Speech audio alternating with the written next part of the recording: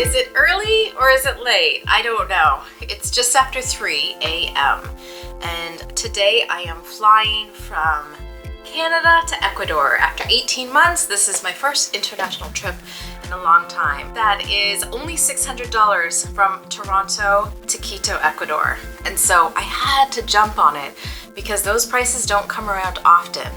However, they do come at a price. My flight is at 6:30 a.m., which doesn't sound bad, but right now you need to arrive at the airport 3 hours in advance. I also have an 11.5-hour layover in Atlanta, Georgia.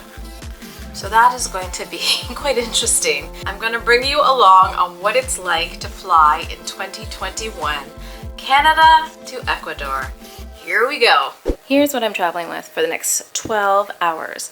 So this backpack is 40 liters. I love it because it has two sides, so electronics, clothing. But because I've packed some things for people, I took out this little bag and it has all my computer stuff and then a shield and then also just this backpack which has some random things in it. Although this is technically carry-on size, I am gonna check it because I don't want to have to take it around with me for the next day, next long day.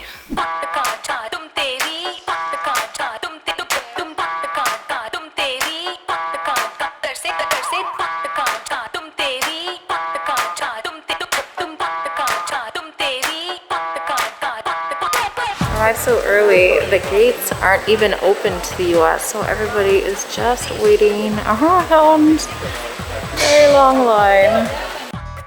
Finally, gates are open and it looks like it's moving pretty good. I have Nexus. This should be quite easy. Well, that was an interesting experience. So, checking in, Delta was amazing, super friendly, very helpful. There are new procedures. You have to have your COVID test that you have to upload. And then also if you're flying to or through the US, a US attestation form. They were really helpful in getting people organized while they were in line.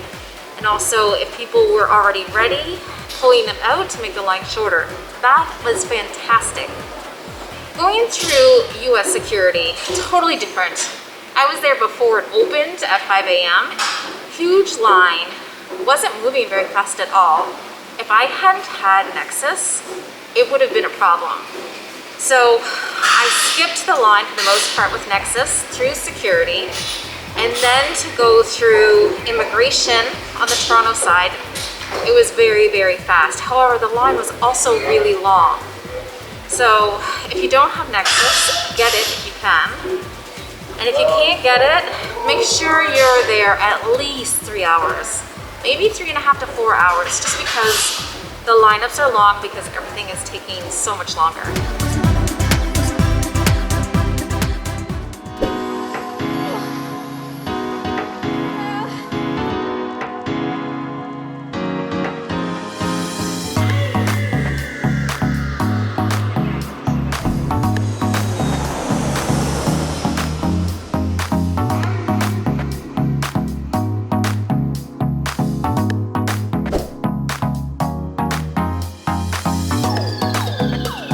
Guys, this is the lineup for McDonald's.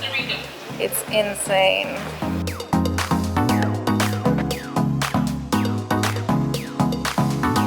Quito is still not up on the screens, and I actually don't have a boarding pass. I'm not entirely sure what's going on, but I can't check in to my Atlanta to Quito yet. They said it would be an hour and a half before the flight, which seems very odd. But maybe I'm getting upgraded. That's the only thing that would make it good. Otherwise, not a good sign. Heading to the lounge. I hope they take mercy on me. I get 4 lounge passes a year with my credit card for free. This one says you can only check in 3 hours before your flight. But I really hope they just let me in. Have mercy on me, even though I don't have a boarding pass. But I have a piece of paper, something is written on it that says I guess I'm allowed in the airport. Let's see. Concourse F. I think this is where I'm supposed to be. Got 7 hours to figure it out. All right, I made it to the lounge. So turns out that my boarding pass, which is wonky because it shows me getting into Quito at 3 different times, didn't work. So they just used my Toronto boarding pass. So I can stay here all day. There are showers here. The breakfast doesn't look awesome, but you know what? It's breakfast. I am not gonna complain. I'm gonna have good Wi-Fi. I'm in the corner because most of the people here, I would say 60%, are not wearing masks. Part of that is because people are eating, so you do see people putting their masks back on, but there are maybe a quarter of people who just decided that they don't want to wear masks. They're far away from me. I like my corner here. I'm gonna eat, do some work. I'm gonna wear a mask when I'm not eating. I'm not taking a chance at all.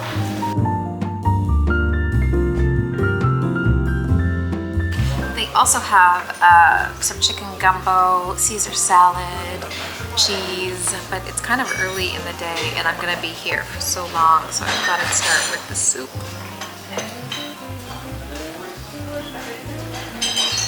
This is the soup. This is a good black bean soup. Just a little bit spicy, lots of beans. I really dig it. Lounge was amazing. I was actually able to sit in one spot, eat, relax, work. Thank you so much, Priority Pass. I am really glad that I paid more for you. Now I am going to my gate. So it's an hour and a half before my flight. And so that's when I'm supposed to get my boarding pass.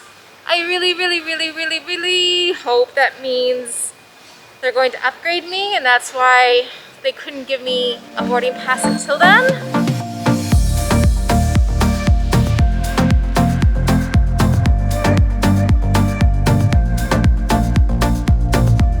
Alright, so I rushed to get there at 4:30 because I thought I needed to get a new boarding pass.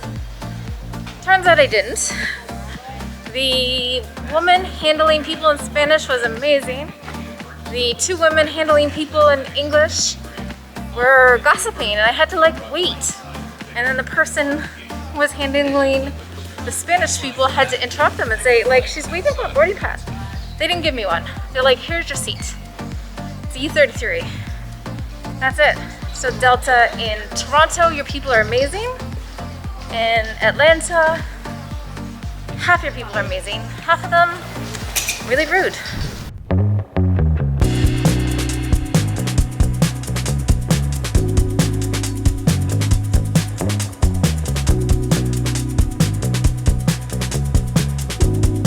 I am so excited. Only one in my row. No one there either. There is no one around me. I love it.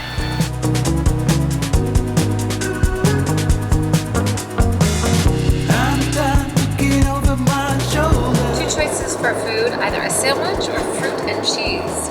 Who chooses just fruit and cheese? Because in here you also get fruit, chocolate, sandwich, apple, chocolate, Grey Poupon, and a ham and cheese sandwich. Maybe someday. Pretty good. I really appreciate the generous pour of wine. Thank you. 5-hour flight. Thank you very much.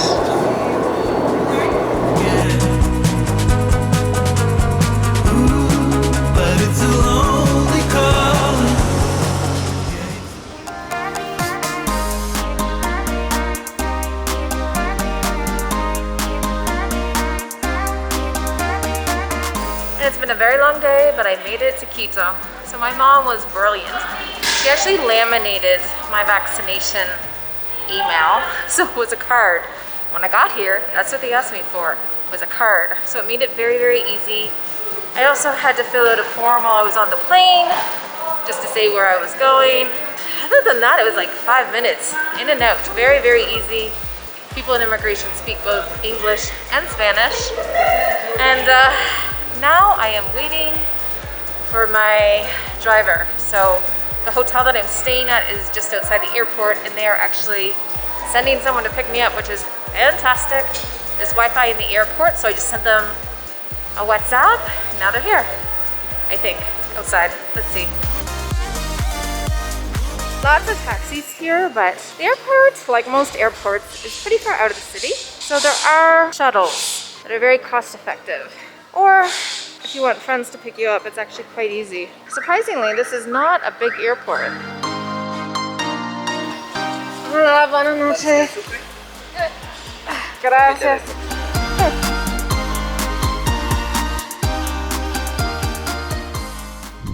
All right, room tour time. 5 minutes away from the airport, and it's $25 a night, which includes airport pickup. There is a TV. Let me check out this bed. Oh, the bed's pretty good. A little hard, but you know what? It's good. It's a good mattress. And this bathroom. So shower, hot water, cold water. That's important to ask. Toronto to Quito, 21 hours. The actual traveling time, I think, was 8 hours, so not bad at all. South America is much closer than you think.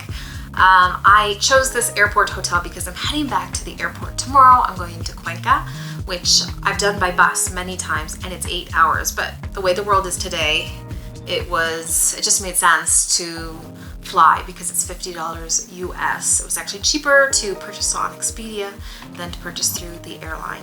A lot of people asked me if I was excited about traveling and coming back to Ecuador, and even today people are asking me and I'm like, oh no, I've got too much to do. But when I flew in and I saw all those lights, yeah, like now I'm excited and talking to people and speaking in Spanish and realizing my Spanish is so bad right now. I am very excited to be here and very excited to go to Cuenca tomorrow and see my friend Andreas. We have so much planned. I will see you tomorrow.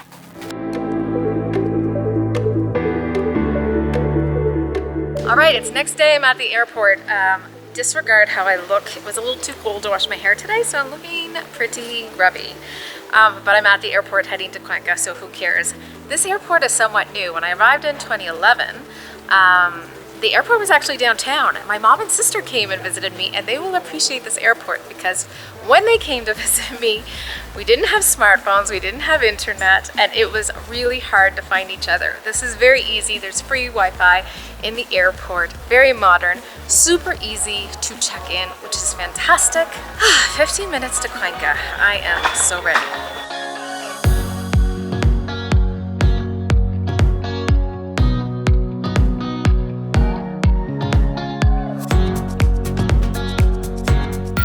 Going through security was so easy. I think we really need to learn from Spanish speakers. Everyone was very polite, very friendly, like the best kind of security experience you want to have this year. We have a lot we can learn from Spanish speakers about just being polite. It makes such a difference. That's me right there. All right, so I'm here an hour early. My flight takes off to Cuenca. They do recommend that you get here 2.5 hours early. But I got through in 5 minutes. What took me so long was just taking shots of the airport interior. That said, you don't want to risk anything going wrong and missing your flight. It's only a $50 flight, but still. It's really nice in here. And it's so beautiful. You look out to the windows and you see all of the mountains. There were so many things that I missed about being here that I forgot. I woke up today, I'm just super excited to be here.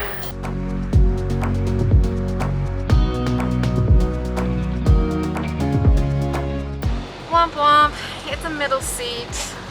However, this does not seem like it's a full flight. So fingers crossed, I have this whole row to myself again.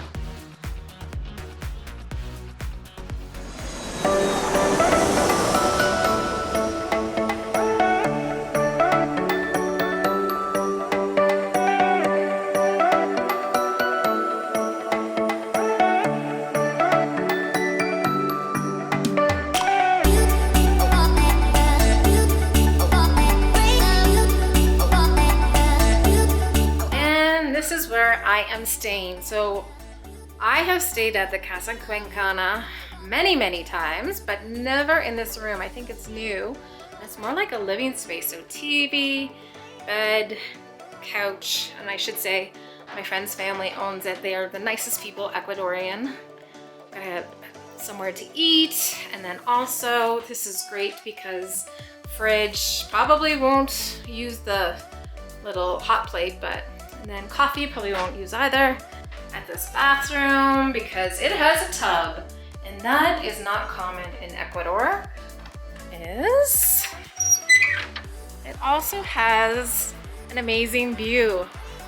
So this is the old town, and actually on this street in Cuenca, different streets historically had different foods, and this is the street that a lot of bakeries were on. Of course that has changed, but now it's hostels, some restaurants, but I am so excited about being here. And this is the end of the video. Here's where I'm staying in Cuenca. You need to have a shower, change, and then go for lunch because it's 3 o'clock and I am hungry. But I'll be posting twice a week about my travels in Ecuador. So if you haven't subscribed yet, I hope you do so, and I will see you very soon.